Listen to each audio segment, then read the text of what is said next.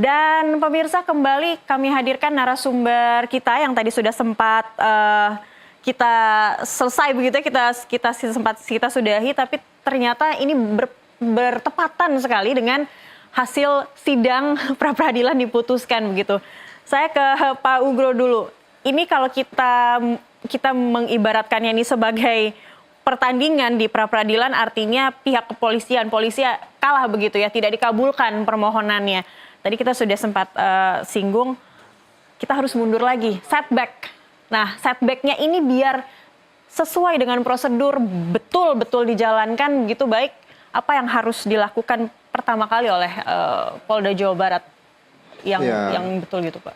Karena ini melibatkan Polres dan Polda ya, sudah ya.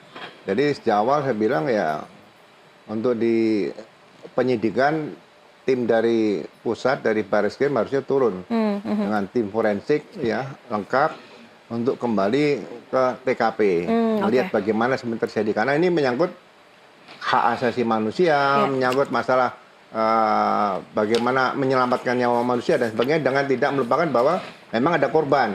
Tapi di sisi lain jangan sampai juga orang yang tidak bersalah kemudian dihukum dengan alasan persoalan sudah selesai lah. Inilah fakta yang terbaik dan guru yang terbaik bagaimana untuk memperbaiki penegakan hukum, terutama dalam hal penyidikan di awal, supaya selalu kembali ke berangkat dari tempat kejadian perkara. Oke, baik.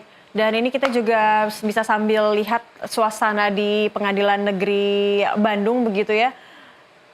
Sukacita juga ditunjukkan oleh banyak pendukung Peggy, pendukung keluarga Peggy, yang ternyata publik juga punya penilaian yang sama begitu ya, Pak Ugro dan Prof. Hudri. Banyak kejanggalan, banyak cacat prosedur yang terjadi yang menyebabkan Peggy sebagai tersangka, tapi masyarakat pun yakin kalau Peggy tidak bersalah, dan itu akhirnya terbukti dengan putusan hari ini. Ini kita dengarkan dulu seperti apa semangatnya pendukung Peggy ini.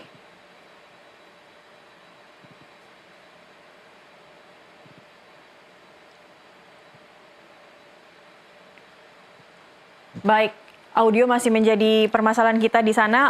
Kembali lagi Pak Ugro, setback kembali tapi harus dengan prosedur yang benar begitu. Tapi kalau awam berpikir, apakah akan memungkinkan jika kembali ke TKP dengan kejadian yang ini sudah berlalu 8 tahun lalu begitu lamanya, apa yang masih bisa ditemukan dan digali dari TKP untuk mendapatkan bukti-bukti yang sah, yang otentik gitu? Pernah saya katakan bahwa TKP yang rusak atau hancur saja itu polisi juga bisa mengungkap, ya kan? Yang jelas alat bukti tadi yang perlu dibuktikan secara saintifik itu yang mendukung peristiwa yang sedang terjadi. Jadi beberapa barang bukti yang belum pernah diungkap, mungkin masih bisa berangkat dari sana nanti, yang akan kita dilakukan oleh tim gabungan kalau ada nanti ya, untuk penyidik nanti. Baik, masih bisa menemukan begitu ya? Ya kalau membaca di media sosial dengan komunikasi dengan beberapa rekan-rekan pengacara dari Peggy dan kawan-kawan itu yang lain, ya seharusnya ini menjadi tantangan yang harus bisa dijawab oleh Polri, bahwa seperti ini ya paling tidak mendekati apa yang sebenarnya terjadi itu harus bisa disampaikan pada publik. Oke.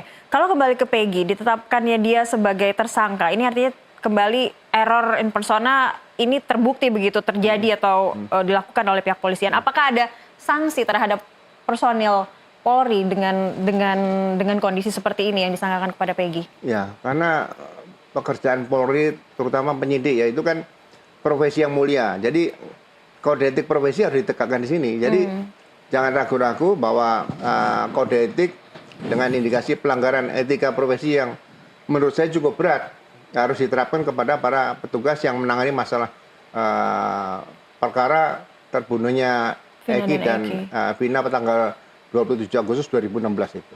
Karena memang kejadian 27 Agustus 2016, 21 Mei Peggy ditangkap dan 26 Mei ini ditetapkan sebagai tersangka begitu ya Pak Ugro ya. Baik, Prof. Hudri, ini kalau melihat jalannya persidangan yang nampaknya selama 7 hari sesuai dengan aturan hukum persidangan pra-peradilan, artinya ini memang karena semuanya lancar begitu sesuai dengan agenda. Anda melihatnya seperti Iya, apa? karena kan undang-undang menyatakan bahwa perkara peradilan ini harus dilaksanakan 7 hari, ya 7 hari kerja, dan acaranya adalah acara singkat. Karena itu kan hakimnya hanya tunggal gitu ya. Jadi semua prosedur ya itu sudah dilalui dengan aturan gitu ya. Dan saya mungkin juga menganjurkan salut kepada hakim yang memimpin ini ya, Hakim Eman. Ini berarti kan dia kerja keras ya, karena hari Jumat itu baru kesimpulan. Ya. Jadi dia harus membuat putusan ya selama 2 hari, saya kira ya, Sabtu Minggu, berarti akhir minggu yang harusnya dia libur, Ya. dia kerja itu kan ya. Ya artinya begini. Semua prosedur-prosedur itu sudah sesuai dengan aturan ya. Artinya pertimbangannya saya kira pertimbangan yang diambil itu saya kira juga sudah ada dasar hukumnya. Okay. Nah, kalau kita bicara setuju atau tidak setuju, puas tidak puas, itu soal lain. Tapi kan hakim itu kan bukan hanya memberikan pendapat yang tidak ada dasar hukumnya. Kalau kita dengar tadi, ya kan dia menguraikan apa dasarnya. Saya kira putusannya itu pasti ada dasar hukumnya. Nah, tapi mesti pertama-tama begini ya, yang mesti dipahami ini Peggy ini bukan bebas. Ya artinya memang dia belum pernah menjadi terdakwa, tersangka. Nah, dia dinyatakan dia bukan tersangka dan dia harus dikeluarkan segera. Karena putusan pra peradilan ini berdasarkan Perma nomor 4 tahun 2016 itu sudah tidak ada upaya hukum lagi gitu ya, bahkan tidak boleh di PK. Dulu masih ada di PK. Nah, menurut Perma 4 tahun 2016 itu ya bukan tidak mungkin penyidik mengangkat penyidikan kembali, membuat sprindik baru. Tapi ini sangat berat. Karena Perma itu bilang syaratnya harus mengajukan bukti yang tidak pernah digunakan di dalam perkara yang bukti baru begitu artinya. Iya, novum, tapi ya, tapi novum itu kan begini, novum itu artinya bukti itu ada sebelum perkara ini ada, cuman nggak bisa nih. Tapi kalau yang dimaksud dengan Perma 4 selain novum itu dia agak lebih berat lagi karena dia harus mencari bukti yang nggak pernah digunakan ini gitu loh. Jadi ini kerja keras ya. Tapi kan begini seperti Pak Ugro bilang, ini kan ada korban. Ya di satu segi mungkin menyenangkan keluarganya ini ya. Jadi mungkin ibunya korban ya. Dia sudah minta bantuan Tuhan untuk menyatakan kebenaran. Tapi kan dari segi korban ini kan ada masih dia ya ini siapa sih masih pelaku belum sebenarnya? Ada closure begitu ya, karena masih harus mengetahui otak pembunuhan ini sebenarnya. Jadi dalam ilmu kejahatan atau kriminologi tidak mungkin tidak ada kejahatan yang tidak bisa terungkap, pasti ada terungkap. Cuman masalahnya itu bagaimana mengungkapkan. Tadi Pak Ugro bilang kita kembali ke TKP, ya kan, kembali TKP.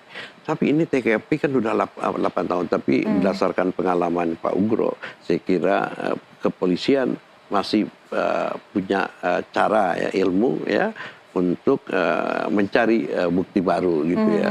Nah, jadi ini saya kira suatu kerja keras dari kepolisian ya.